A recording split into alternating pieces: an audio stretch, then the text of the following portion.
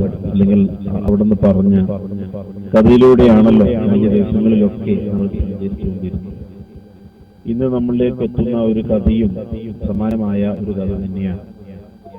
ഒരു ദിവസം സന്ധ്യയോടടുത്ത സമയം ഉമർ റളിയല്ലാഹു തആല അൻഹു വല്ലാതെ കരഞ്ഞുകൊണ്ട് റസൂലുള്ളാഹി സ്വല്ലല്ലാഹു അലൈഹി വസല്ലമ തങ്ങളുടെ അരികിലേക്ക് എത്തുകയാണ്. ഉമർ റളിയല്ലാഹു തആല അൻഹു കരഞ്ഞുകൊണ്ടാണ് വരുന്നത്. അപ്പോൾ റസൂലുള്ളാഹി തങ്ങൾ ചോദിച്ചു, ഉമർ എന്താണ് സംഭവിച്ചത്? ഇങ്ങനെ കരഞ്ഞുകൊണ്ട് വരാനുള്ള സംഭവം എന്താണ് നിങ്ങൾക്ക് പറ്റിയത്? ഉമർ റളിയല്ലാഹു തആല പറഞ്ഞു, നബിയേ, എനിക്ക് കാര്യമായിട്ടൊന്നും പറ്റിയിട്ടില്ല. പക്ഷേ ഞാനിങ്ങനെ കരയാനുള്ള കാരണം നമ്മുടെ വാതിലിനരിയിൽ ഒരു ചെറുപ്പക്കാരനുണ്ട്. ആ ചെറുപ്പക്കാരൻ അവിടെ നിന്നുകൊണ്ട് വല്ലാതെ ഇങ്ങനെ കരയുകയാണ്. അയാളുടെ കരച്ചിൽ കേട്ട് എന്റെ ഹൃദയത്തെ വല്ലാതെ കരയിച്ചിരിക്കുകയാണ്. എനിക്ക് സംഭവിച്ചത് കൊണ്ടല്ല, മറിച്ച് നമ്മുടെ റൂമിന്റെ മുന്നിലുള്ള ആ ചെറുപ്പക്കാരന്റെ കരച്ചിൽ കണ്ട് സഹിക്കാൻ പറ്റാത്ത അദ്ദേഹത്തിന്റെ സങ്കടം കൂടി എന്നിലേക്ക് വന്നു ചേർന്നതുപോലെ ഞാനങ്ങ് കരഞ്ഞു പോവുകയാണ്. യഥാർത്ഥമായിട്ട് വേണ്ടിയതും ആ രൂപത്തിലാണല്ലോ. ഒരു മുസ്ലിമായൊരു മനുഷ്യൻ ഒരപകടങ്ങളോ പ്രയാസങ്ങളോ എന്തെങ്കിലും സംഭവിച്ചിട്ടുണ്ട് എന്നറിഞ്ഞാൽ അത് കേവലം ഒരു മുസ്ലിമിന്റെ വിഷയം മാത്രമായി കണക്കാക്കാതെ എല്ലാവരുടെയും വിഷയമാണെന്ന് മനസ്സിലാക്കി ദുഃഖത്തിലും സുഖത്തിലും ഒക്കെ എല്ലാവരും പങ്കാളികളാവുക എന്നുള്ളതാണല്ലോ വേണ്ടത്.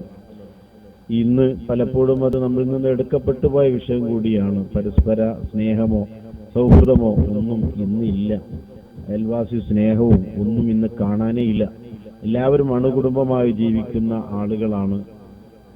പഴയകാലത്തുള്ള കൂട്ടുകുടുംബ വ്യവസ്ഥ ഇന്നില്ല. അതെന്തോ ആവട്ടെ.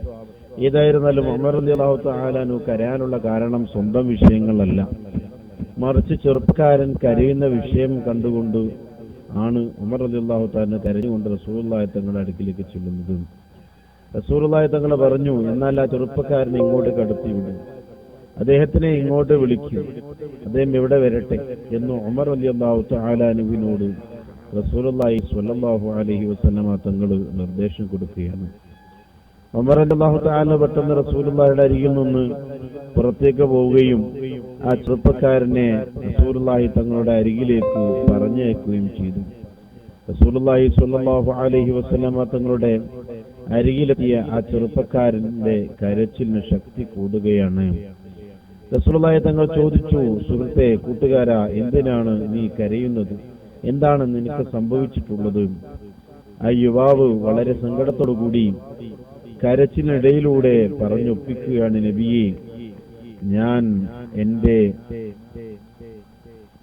ഞാൻ കരയാനുള്ള കാരണം ഞാൻ ചെയ്തു പോയ കുറ്റങ്ങളെ ഓർത്തുകൊണ്ടാണ്. വലിയ കുറെ കുറ്റങ്ങളാണ് ഞാൻ ചെയ്തിട്ടുള്ളത്. അതോർത്തുകൊണ്ട് എനിക്ക് കരയാതിരിക്കാൻ പറ്റുന്നില്ല. അതുകൊണ്ടാണ് നബിയെ ഞാനിങ്ങനെ കരഞ്ഞു പോകുന്നതും. അല്ലാഹുവിന്റെ കോപത്തെ ഞാൻ പേടിക്കുന്നുണ്ട്. എന്റെ പാപങ്ങൾ അതിന് മാത്രം വലുതാണ്, എണ്ണമറ്റ പാപങ്ങളുമാണ് നബിയെ, എനിക്ക് കരച്ചിലടക്കാൻ കഴിയുന്നില്ല എന്നും ആ ചെറുപ്പക്കാരൻ പറഞ്ഞപ്പോ റസൂലുള്ളാഹി തങ്ങൾ ചോദിച്ചു, നീ എന്ത് തെറ്റാണ് ചെയ്തിട്ടുള്ളത്? നീ അല്ലാഹുവിലെ പങ്കു ചേർത്തിട്ടുണ്ടോ? നീ ശിർക്ക് ചെയ്യുന്ന ആളാണോ? ആ യുവാവ് പറഞ്ഞു, അല്ല നബിയെ, ഞാൻ അല്ലാഹുവിൽ പങ്കു ചേർത്തിട്ടില്ല.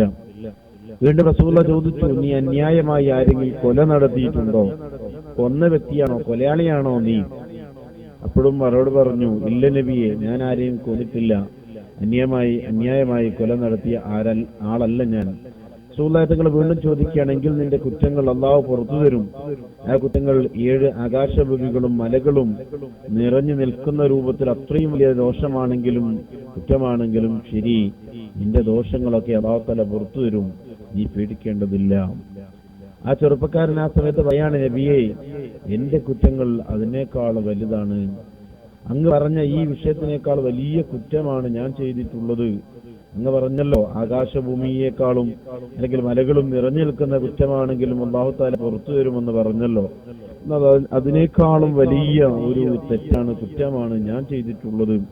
എനിക്ക് അല്ലാഹു തആല പുറത്തു തരികയില്ല. റസൂലുള്ളാഹി തങ്ങൾ ചോദിച്ചു, നിന്റെ കുറ്റം അത്ര വലുതാണെന്നാണോ നീ അവകാശം പറയുന്നത്? നിന്റെ കുറ്റമാണോ അല്ലാഹുവിന്റെ അപാര ലോകമായ കുർസി ആണോ ഏറ്റവും വലുത് എന്ന് ചോദിച്ചു. അർശും കുർസിനെ കുറിച്ചാ ചോദിക്കുന്നത്. കുർസാണോ വലുത്, അല്ലെങ്കിൽ നിന്റെ ദോഷമാണോ വലുത് എന്നാണ് റസൂലുള്ളാഹിയുടെ ചോദ്യം. ഈ യുവാവ് പറഞ്ഞു, കുർസിനേക്കാളും വലുതാണ് നബിയെ എന്റെ കുറ്റം. എന്റെ കുറ്റമാണ് നബിയെ ഏറ്റവും വലുത്. റസൂലുള്ളാഹി തങ്ങൾ വീണ്ടും ചോദിച്ചു, നിന്റെ കുറ്റമാണോ അല്ലെങ്കിൽ അർശ് ലോകമാണോ ഏറ്റവും വലുത്? അസമയത്തും റസൂലുള്ളാഹി തങ്ങൾ ചോദ്യത്തിന് മറുപടിയായി യുവാവ് പറഞ്ഞു, നബിയെ എന്റെ കുറ്റമാണ് അതിലും വലുത്. അത്രയും വലിയ കുറ്റമാണ്, പാപമാണ് ഞാൻ ചെയ്തിട്ടുള്ളത്. റസൂലുള്ളാഹി തങ്ങൾ വീണ്ടും ചോദിച്ചു, നീ ചെയ്ത പാപമാണോ യുവാവെ വലുത്, അതല്ലെങ്കിൽ അള്ളയാണോ വലുത്? യുവാവ് പറഞ്ഞു, അത് അള്ളാഹു തന്നെയാണ്. അള്ളാഹുവിലും വലുത് വേറെ മറ്റൊന്നില്ലല്ലോ, അതുകൊണ്ട് അള്ളാഹു തന്നെയാണ് വലുത്. ഈ സമയത്ത് റസൂലുള്ളാഹി തങ്ങൾ വീണ്ടും പറഞ്ഞു, എങ്കിൽ നീ ഉറപ്പിച്ചോ, നീ കുറ്റങ്ങള് വലിയ പാപങ്ങള് ഒക്കെ ചെയ്തിട്ടുണ്ടെങ്കിലും നിന്റെ രക്ഷിതാവ് അതൊക്കെ പുറത്തു തരും. പശ്ചാത്തപിച്ച് മടങ്ങിയാൽ അല്ലാഹുതആല പൊരുത്തപ്പെട്ടു തരാത്ത, അല്ലാഹുതആല പുറത്തു തരാത്ത ഒരു കുറ്റങ്ങളില്ല. അതുകൊണ്ട് തന്നെ നീ പേടിക്കേണ്ടതില്ല എന്ന് ആ യുവാവിനോട് റസൂലുള്ളാഹി തങ്ങൾ പറഞ്ഞ് ആശ്വസിപ്പിക്കുകയാണ്. അല്പസമയം ആശ്വസിപ്പിച്ച ശേഷം റസൂലുള്ളാഹി തങ്ങൾ ചോദിച്ചു, ഓ യുവാവേ, ഓ ചെറുപ്പക്കാരാ, നിങ്ങൾ ചെയ്ത കുറ്റങ്ങൾ എന്താണ്? അതൊന്ന് വിശദീകരിച്ചു തരുമോ? നിങ്ങൾ ചെയ്തത് എന്താണെന്നൊന്ന് വിശദീകരിച്ചു തരുമോ എന്ന് ചോദിച്ചപ്പോ ആ യുവാവ് ഏങ്ങലടക്കി ശാന്തമായ സ്വരത്തിൽ ഇങ്ങനെ പറയാൻ തുടങ്ങി, നബിയേ, ഞാൻ ചെയ്തത് തെറ്റുകള് അങ്ങൊന്ന് കേൾക്കണം, അങ്ങൊന്ന് മനസ്സിലാക്കണം. റസൂലുള്ളാഹി ചോദിച്ചു, ശരി, ഞാൻ കേൾക്കട്ടെ, നിങ്ങൾ പറയൂ. യുവാവ് പറയാൻ, നബിയെ, അത് പറയാൻ എനിക്ക് വല്ലാതെ പേടി തോന്നുന്നുണ്ട്, മാത്രമല്ല എനിക്ക് വല്ലാതെ ലജ്ജയും തോന്നുന്നുണ്ട്. റസൂലുള്ളാഹി പറഞ്ഞു, സാരമില്ല, നീ ചെയ്ത തെറ്റ് എന്താണെങ്കിലും പറയൂ, സമാധാനത്തിൽ നമുക്കത് സമാധാനമുണ്ടാക്കാം, നീ അതൊന്ന് പറയൂ എന്ന് റസൂലുള്ളാഹി തങ്ങൾ വീണ്ടും ഈ യുവാവിനോട് പറയുകയാണ്. റസൂലുള്ളാഹി തങ്ങളുടെ ജിജ്ഞാസ ചെറുപ്പക്കാരിൽ നിന്ന് പിന്നെ നാണത്തിന്റെയും ഭയത്തിന്റെയും ഒക്കെ ഒരു രൂപങ്ങൾ ഉണ്ടാക്കിയെടുക്കുകയാണ്. റസൂലുള്ളാഹി തങ്ങൾ ജിജ്ഞാസയോടെ നോക്കുന്നു, ഇതെങ്ങനെയാണ് റസൂലുള്ളാഹി തങ്ങളോട് ഇത് ഈ തെറ്റ് പറയുക എന്ന ഒരു ചിന്ത യുവാവിൽ ഇങ്ങനെ ഉടലെടുത്തു വരികയാണ്. ഏതായിരുന്നാലും തല താഴ്ത്തി നിന്നുകൊണ്ട് സാവധാനത്തിൽ ആ യുവാവ് തന്റെ ചരിത്രങ്ങൾ പറയാൻ തുടങ്ങി. റസൂലേ, കഴിഞ്ഞ 7 വർഷമായി എന്റെ പണി കഫംപുട കവർച്ചയാണ്. കഫംപുട കവർച്ചയാണ് എന്റെ ഏറ്റവും വലിയ ഹോബി. അന്തിയുടെ യാമങ്ങളിൽ ഞാനിങ്ങ് പുറത്തിറങ്ങും, പുതിയ കബറുകളിൽ ഏതെങ്കിലും ഉണ്ടോ എന്ന് അന്വേഷിക്കും, ഉണ്ടെങ്കിൽ ആ കബറുകൾ അങ്ങ് മാന്തും. ചേതനേറ്റ ശരീരത്തിൽ നിന്ന് ആ കഫൻ തുണി മെല്ലെ മെല്ലെ ഞാൻ ഊരി വലിച്ച് ആ സ്ഥലത്ത് നിന്ന് രക്ഷപ്പെട്ട് അത് കഴുകി വൃത്തിയാക്കി നല്ല രൂപത്തിലാക്കി മടക്കി ക്ലിയർ ചെയ്തുകൊണ്ട് പിറ്റേന്നത്തെ പകൽ ദിവസം ഞാനത് ചന്തയിൽ കൊണ്ടുപോയി വിൽക്കും, എന്നിട്ട് അതിന്റെ പണം വാങ്ങും. ഇതാണ് എന്റെ പ്രധാനപ്പെട്ട തൊഴിൽ. ഇങ്ങനെ 7 വർഷമായി നബിയെ ഞാൻ ഈ തൊഴിൽ ചെയ്തു വരുന്നുണ്ട്. കഫംപുട എടുത്ത് അത് കഴുകി വൃത്തിയാക്കി വിൽക്കുക എന്നല്ലാതെ വേറൊരു തൊഴിലും ഞാൻ ചെയ്യുന്നില്ല. പക്ഷേ ഇതിങ്ങനെ ചെയ്ത് 7 വർഷമായി ഞാൻ പോരുന്നുണ്ട്. എന്നാൽ ഈ അടുത്തിടെ ഒരു സംഭവം ഉണ്ടാവുകയാണ്. അൻസാരികളിൽപ്പെട്ട ഒരു പെൺകുട്ടി മരിച്ചുപോയി. യുവതിയായ പെൺകുട്ടിയാണ്. അവൾ നല്ല ഭക്തയായിരുന്ന കുട്ടിയായിരുന്നു. എപ്പോഴും നിസ്കാരവും നോമ്പുമൊക്കെയായി നടക്കുന്ന നല്ല ഒരു കുട്ടിയാണ്. പക്ഷേ ആ കുട്ടിയുടെ സൗന്ദര്യം വിവരിക്കാൻ എനിക്ക് കഴിയില്ല. അത്രമാത്രം സൗന്ദര്യത്തിന്റെ മൂർത്തീഭാവം എന്നൊക്കെ പറയുന്ന രൂപത്തിലുള്ള തികഞ്ഞ സൗന്ദര്യമായിരുന്നു ആ കുട്ടിക്കുണ്ടായിരുന്നത്. അവൾ വല്ലാത്ത മോഹം വിരിയാത്ത പുരുഷന്മാർ ആ കാലഘട്ടത്തിൽ അല്ലെങ്കിൽ ഈ കാലഘട്ടത്തിൽ ഇല്ല. അത്രയും സുന്ദരിയായ പെൺകുട്ടി. അവൾ മരിച്ചതിൽ ദുഃഖിക്കാത്ത ഒരാളും ആ നാട്ടുകാരിൽ ഉണ്ടായിക്കൊള്ളണമെന്നില്ല.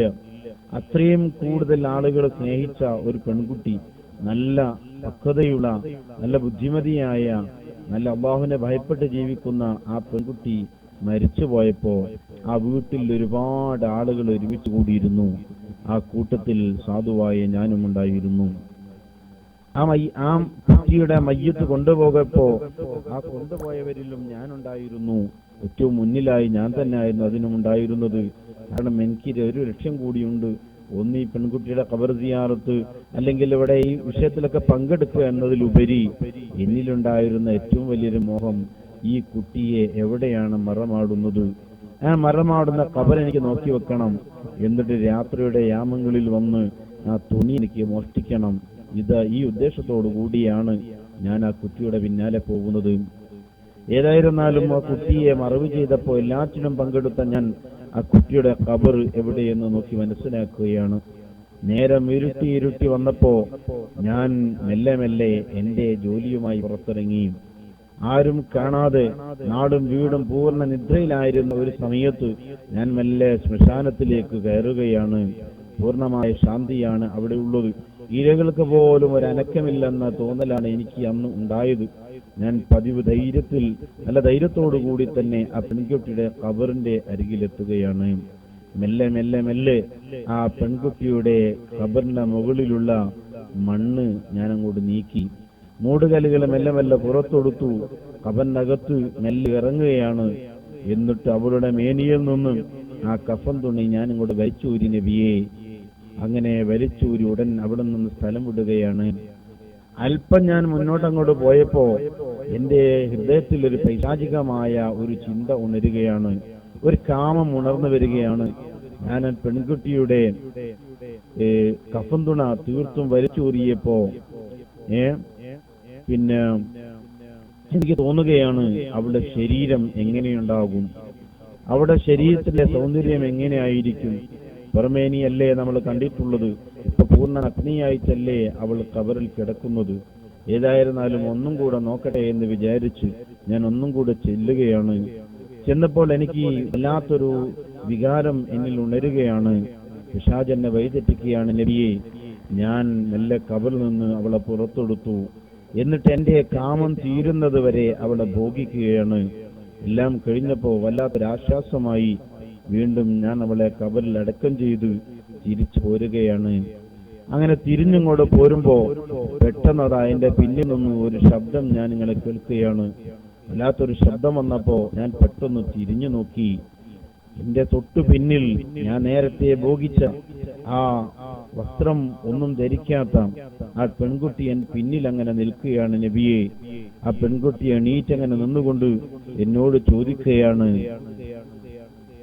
ചോദിക്കുകയാണ്, നിങ്ങൾ എന്ത് പണിയാണ് ചെറുപ്പക്കാരാ ചെയ്തിട്ടുള്ളത്?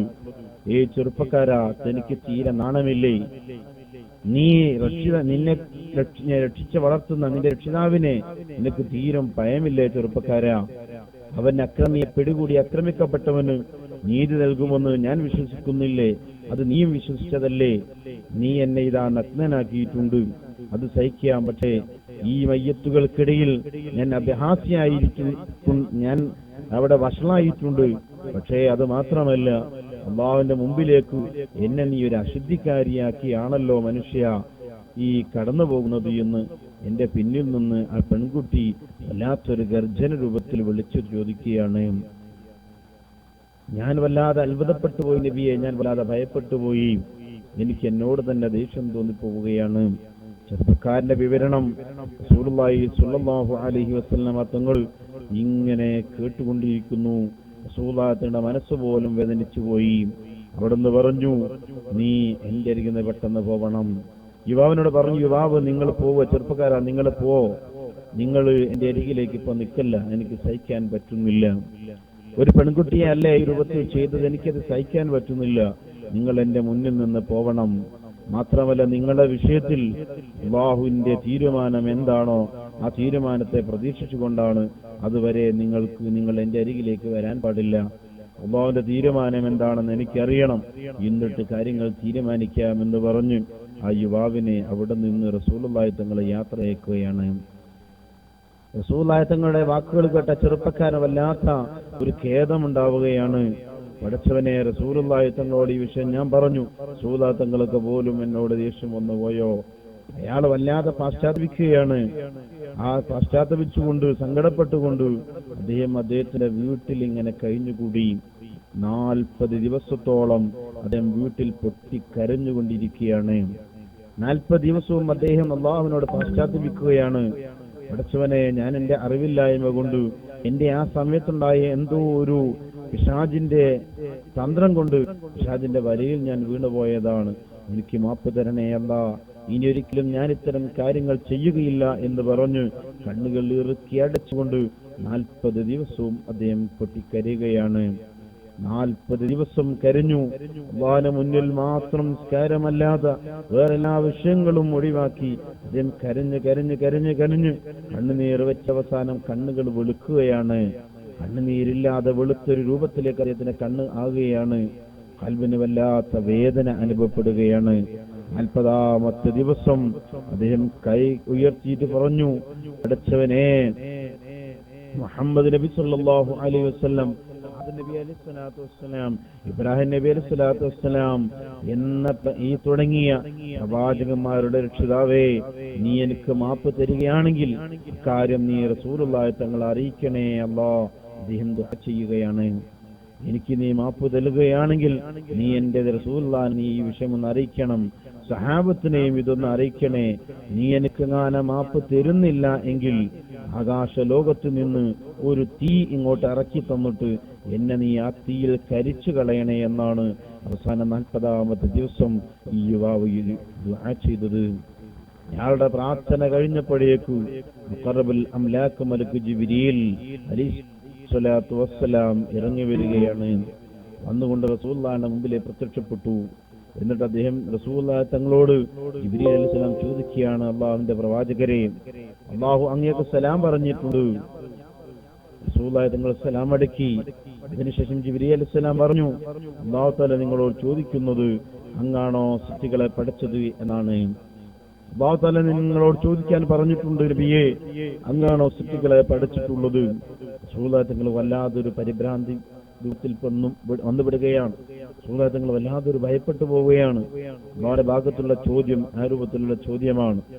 അങ്ങനെയാണോ സൃഷ്ടികളെ പഠിച്ചിട്ടുള്ളത് എന്ന് ചോദിക്കുമ്പോൾ കാര്യമാരമായ എന്തെങ്കിലും ചെയ്തു പോയോ എന്നൊരു പേടി റസൂലുള്ളാഹി തങ്ങളുടെ ഉള്ളിലേക്ക് വന്നപ്പോ റസൂലുള്ളാഹി തങ്ങൾ വല്ലാതെ പരിഭ്രാന്തനായി കൊണ്ട് പറഞ്ഞു, അല്ലേ അല്ല ജിബ്രീലേ, അല്ലാഹു അല്ലേ എന്നെ പഠിച്ചതും പടപ്പുകളെ പഠിച്ചതും എനിക്ക് എന്ന് മാത്രമല്ല സർവ്വചരാചരങ്ങളെയും പഠിച്ചത് അല്ലാഹു തന്നെയല്ലേ? മുഴുവൻ ചരാചരങ്ങൾക്ക് ജീവിതം നൽകുന്നവനും അവൻ തന്നെയല്ലേ ജിബ്രീലേ എന്ന് റസൂലുള്ളാഹി സ്വല്ലല്ലാഹു അലൈഹി വസല്ലം തങ്ങൾ തിരിച്ചു ചോദിച്ചു. ആ സമയത്ത് ജിബ്രീൽ അലൈഹിസ്സലാം പറഞ്ഞു, ശരിയാണ് നബിയെ, അങ്ങ് പറഞ്ഞു ശരിയാണ്. എങ്കിൽ അല്ലാഹു തആല ചെറുപ്പക്കാരന് മാപ്പ് കൊടുത്തിരിക്കുന്നു എന്ന് അങ്ങയോട് പറയാൻ എന്നെ ഏൽപ്പിച്ചിട്ടുണ്ട്. അല്ലാഹു തആല ചെറുപ്പക്കാരന് മാപ്പ് കൊടുത്തിട്ടുണ്ട്. ഈ വിഷയം റസൂലുള്ളാഹി തങ്ങളിലേക്ക് എത്തിയപ്പോ റസൂലുള്ളാഹിക്ക് വല്ലാത്തൊരു സന്തോഷം തോന്നുകയാണ്. പഠിച്ചവൻ ആ ചെറുപ്പക്കാരന് പൊരുത്തപ്പെട്ടു കൊടുത്തിട്ടുണ്ടല്ലോ. പിന്നൊട്ടും താമസിച്ചില്ല, റസൂലുള്ളാഹി തങ്ങള് ആ യുവാവിനെ വിളിച്ചു വരുത്തുകയാണ്. യുവാവിനെ റസൂലുള്ളാഹി തങ്ങളിലേക്ക് വരുത്തുകയാണ്. എന്ന് റസൂലുള്ളാഹി തങ്ങൾ പറഞ്ഞു, ഓ ചെറുപ്പക്കാരാ, നിന്റെ പശ്ചാത്താപം അല്ലാഹു തആല സ്വീകരിച്ചിട്ടുണ്ട് എന്ന വിവരം എന്നിലേക്ക് അറിയിച്ചിട്ടുണ്ട്. അതുകൊണ്ട് തന്നെ നിങ്ങൾ ധൈര്യമായിട്ട് നിങ്ങൾ സന്തോഷത്തോടെ മടങ്ങിപ്പോവുക എന്ന് പറഞ്ഞു യുവാവിനെ അവിടുന്ന് യാത്രയാക്കുകയാണ്. യുവാവ് തന്റെ ജീവിതത്തിന് വല്ലാത്തൊരു സാഫല്യം വന്നതോർത്ത് പൊട്ടിക്കരയുകയാണ് വീണ്ടും. അതിനുശേഷം ശിഷ്ടകാലം അത്രയും നല്ല ഭക്തരിൽ ഭക്തനായി ആ ചെറുപ്പക്കാരൻ നല്ല ഈമാനിക വേഷമുള്ള നല്ല ഒരു യുവാവായി കൊണ്ട് കഴിഞ്ഞുകൂടിയെന്ന് ചരിത്രത്തിലൂടെ നമുക്ക് കാണാൻ കഴിയും. ഈ സംഭവം വിശദീകരിച്ചുകൊണ്ട് മഹാന്മാരായ ആളുകൾ പറയുന്നുണ്ട്, എത്ര വലിയ ദോഷങ്ങൾ ചെയ്താലും അവൻ കരയുകയാണെങ്കിൽ, കരഞ്ഞുകൊണ്ട് റബ്ബിനോട് പാശ്ചാത്തപിക്കുകയാണെങ്കിൽ ആ ദോഷങ്ങൾ എത്ര വലുതാണെങ്കിലും അല്ലാഹു തആല മാഫ് ചെയ്തു തരിക തന്നെ ചെയ്യും. അതിൽ യാതൊരു സംശയവുമില്ല. വിശുദ്ധ ഖുർആനിലൂടെ അല്ലാഹു സുബ്ഹാനഹു വ തആല പറഞ്ഞതും അത് തന്നെയാണല്ലോ, മൻ താവ മിൻ ബഅദി ദുൽമിഹി വഅസ്ലഹ ഫഇന്നല്ലാഹ യതൂബു അലൈഹി ഇന്നല്ലാഹ ഗഫൂറുർ റഹീം. എന്നാൽ അക്രമം ചെയ്തു പോയതിനു ശേഷം വല്ലവനും പാശ്ചാത്തപിക്കുകയും നിലപാട് നന്നാക്കി തീർക്കുകയും ചെയ്താൽ തീർച്ചയായും അല്ലാഹു അവന്റെ പശ്ചാത്താപം സ്വീകരിക്കുന്നതാണ്. തീർച്ചയായും അല്ലാഹു ഏറെ വെറുക്കുന്നവനും കരുണ കാണിക്കുന്നവനുമാണ് എന്ന് പരിശുദ്ധ ഖുർആനിലൂടെ അല്ലാഹു സുബ്ഹാനഹു വ തആല വിശദീകരിച്ചത് നമ്മളൊക്കെ ശ്രദ്ധയിൽ ഉണ്ടാവലും നല്ലതാണ്.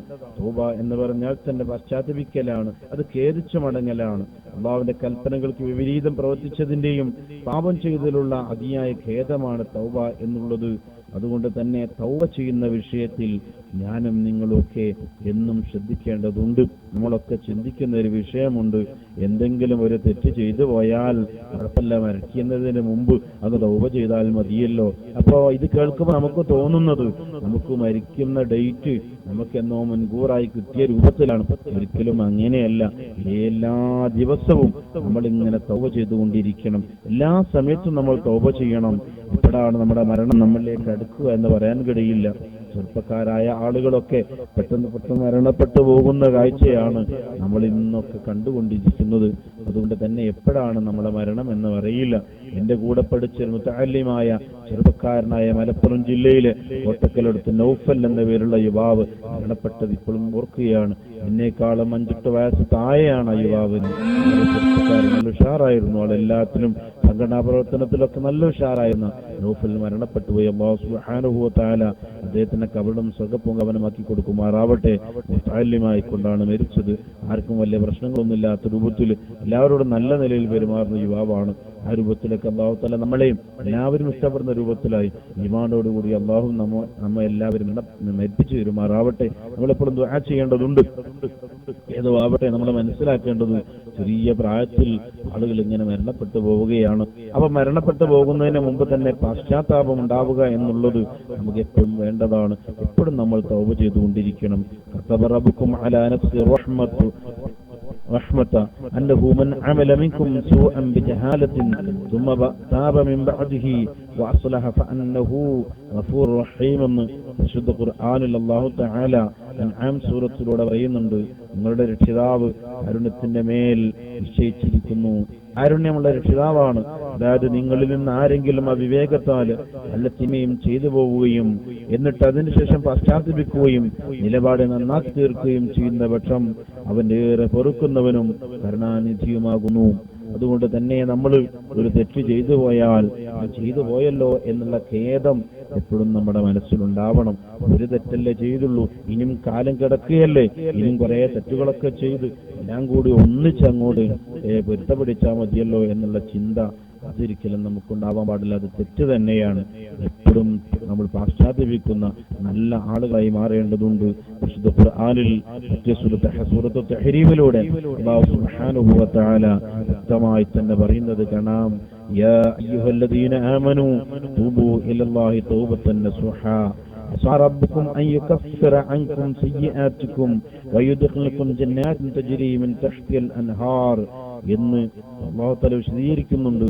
സത്യവിശ്വാസികളെ, യാ അയ്യുഹല്ലദീന ആമനൂ, സത്യവിശ്വാസികളെ, നിങ്ങൾ തൂബൂ ഇലല്ലാഹി തൗബത്തൻ നസുഹാ, നിങ്ങൾ നസുഹായ തൗബ, നിഷ്കളങ്കമായ തൗബ ചെയ്തുകൊണ്ട് അല്ലാഹുവിലേക്ക് പശ്ചാത്തപിച്ച് നിങ്ങൾ മടങ്ങണം. അസാ റബ്ബുക്കും അൻ യുകഫിറ അൻകും സയ്യിആതികും, നിങ്ങളുടെ രക്ഷിതാവ് നിങ്ങളുടെ പാപങ്ങൾ മായ്ച്ചു കളയുകയും അതേപോലെ തന്നെ വയുദ്ഖിൽക്കും ജന്നാത്തിൻ തജ്രി മിൻ തഹ്തിൽ അൻഹാർ, ഭാഗത്തുകൂടി അരുവികൾ ഒഴുകുന്ന സ്വർഗ്ഗപ്പൂന്തോപ്പുകളിൽ നിങ്ങളെ പ്രവേശിക്കുകയും ചെയ്തേക്കാം. അതുകൊണ്ട് നിങ്ങൾ നല്ല നിഷ്കളങ്കമായ രൂപത്തിൽ നല്ല റാഹത്തോടുകൂടി ചെയ്ത തെറ്റുകളൊക്കെ ഏറ്റുപറഞ്ഞുകൊണ്ട് തൗബ ചെയ്യണമെന്ന് അല്ലാഹു സുബ്ഹാനഹു വ തആല വിശദീകരിക്കുന്നുണ്ട്.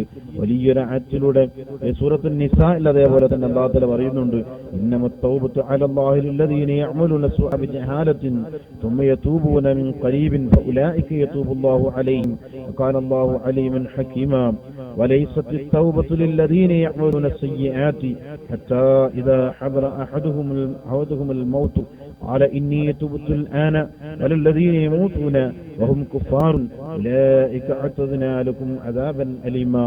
സൂറത്തുൽ നിസാഇന്റെ 17-18 അധ്യായത്തിലൂടെ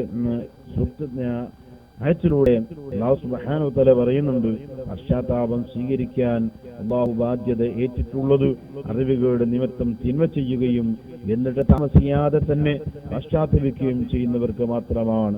അങ്ങനെയുള്ളവരുടെ പശ്ചാത്താപം അല്ലാഹു തആല സ്വീകരിക്കുന്നതാണ്. അല്ലാഹു എല്ലാം അറിയുന്നവനും യുക്തിമാനുമാകുന്നു. പശ്ചാത്താപം എന്നത് തെറ്റുകൾ ചെയ്തുകൊണ്ടിരിക്കുകയും എന്നിട്ട് മരണമാസന്നമാകുമ്പോൾ വനിതാ പശ്ചാത്തപിക്കുന്നു എന്ന് പറയുകയും ചെയ്യുന്നവർക്കുള്ളതല്ല. സത്യനിഷേധികളായിക്കൊണ്ട് മരണപ്പെടുന്നവർക്കുമുള്ളതല്ല. അങ്ങനെയുള്ളവർക്ക് വേദനയേറിയ ശിക്ഷയാണ് നാം ഒരുക്കി വച്ചിട്ടുള്ളത് എന്ന് തൗബ ചെയ്യേണ്ട പ്രത്യേകമായ സമയങ്ങളൊക്കെ വിശദീകരിച്ചുകൊണ്ടാണ് അല്ലാഹു തആല പറഞ്ഞിട്ടുള്ളത്. അറിയാതെ തെറ്റുകൾ ചെയ്തു പോയിട്ട് അതിന് പശ്ചാത്തപിച്ച് മടങ്ങുന്ന ആളുകൾക്കാണ് തൗബയുള്ളത്, തൗബ സ്വീകരിക്കപ്പെടുന്നത്. മറിച്ചുകൊണ്ട് അറിഞ്ഞുകൊണ്ട് കുറെ തെറ്റുകൾ ചെയ്യുക, എന്നിട്ട് മരിക്കാൻ നേരം അങ്ങ് തൗബ ചെയ്യാമെന്നൊക്കെ വിചാരിക്കുന്നത് വെറും അസംബന്ധമാണ്. അത് ശരിയല്ല എന്ന് പരിശുദ്ധ ഖുർആനിലൂടെ തന്നെ അല്ലാഹു തആല നമുക്ക് മുമ്പിൽ വ്യക്തമായി തന്നെ തന്നിട്ടുണ്ട്. റസൂലുള്ളാഹി സ്വല്ലല്ലാഹു അലൈഹി വസല്ലമ തങ്ങൾ ഒരു പാവം ചെയ്യാത്ത ആളാണെന്ന് നമുക്ക് എല്ലാവർക്കും അറിയാം. എന്നാൽ റസൂലുള്ളാഹി തങ്ങൾ 100